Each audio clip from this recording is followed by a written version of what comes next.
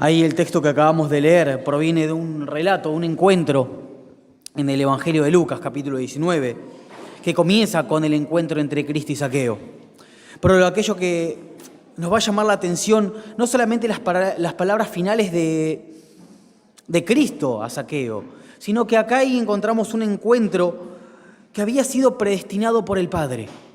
Cuando vamos acá al texto, nos encontramos con que Cristo estaba entrando en Jericó y en medio del pasar dice que ya se había enterado Zaqueo de este encuentro, de que Cristo iba a pasar por aquel lugar. Entonces fíjese el versículo 3. Dice que este Zaqueo, que primero se lo presenta en el versículo 2, Lucas lo presenta como un varón llamado Zaqueo que era jefe de los publicanos y rico. Dice que él procuraba ver quién era Jesús. Seguramente había escuchado por largo tiempo quién era Cristo. Seguramente había escuchado acerca del ministerio, de los milagros, acerca de la persona, acerca del carácter de este maestro, que comenzaba a tener un ministerio bastante fuerte en aquel tiempo. Y dice que este Zaqueo, que era jefe de los publicanos, pecador, era despreciado por Israel, por los fariseos, dice que procuraba ver quién era. No le importaba absolutamente nada. Quizás no quería solamente escuchar sus palabras, sino solamente quería ver quizás si era real aquello que se decía de Cristo. Quería ver quién era Jesús. Pero dice que al ser bajo de estatura no podía por causa de toda la multitud, por lo tanto se las ingenia y se sube a un árbol. Acá Lucas aclara y dice que se subió a un árbol sicómoro para verle, porque dice que estaba pasando por allí. Detrás de este deseo incesante y ardiente que tenía Zaqueo, haciéndolo cualquier cosa a su alcance para poder ver quién era Jesús, encontramos que Cristo ya sabía quién era Zaqueo. Había un encuentro predestinado antes de la fundación del mundo para Zaqueo.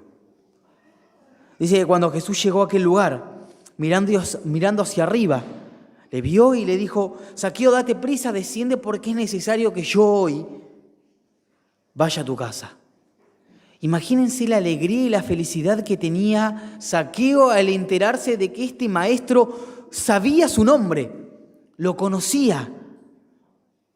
Pero lo hermoso no solamente es encontrarnos con este texto viendo a un maestro que había planificado un encuentro desde antes de la fundación del mundo con Zaqueo, sino que este Zaqueo dice que le recibió gozoso y manifestó con sus acciones un arrepentimiento genuino. Es decir, que detrás de este encuentro había una necesidad del arrepentimiento de Zaqueo. Él, antes de arrepentirse, como dicen los versículos siguientes, porque al ver que todos murmuraban, dice que entonces Zaqueo, puesto en pie, le dijo: Señor, yo sé que soy pecador. Reconozco que he vivido a lo largo de toda mi vida de una manera indigna delante de ti. Por lo tanto, la mitad de mis bienes doy a los pobres, y si en algo he defraudado a alguno, se lo devuelvo cuadruplicado.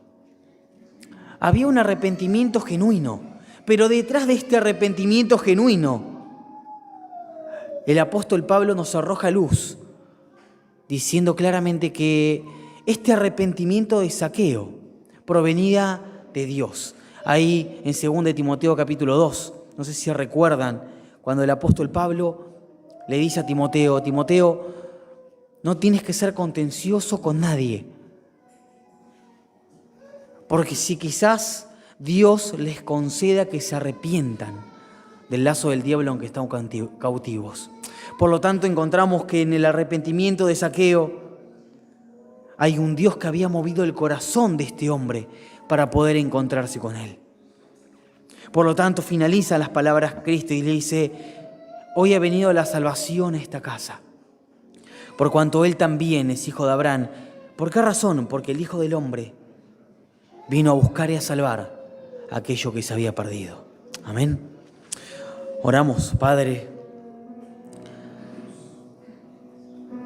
viendo claramente, Señor, que Zaqueo no había hecho absolutamente nada, que el deseo de buscar a Cristo, que el deseo de ver a Cristo, que el gozo que él tenía al estar con Cristo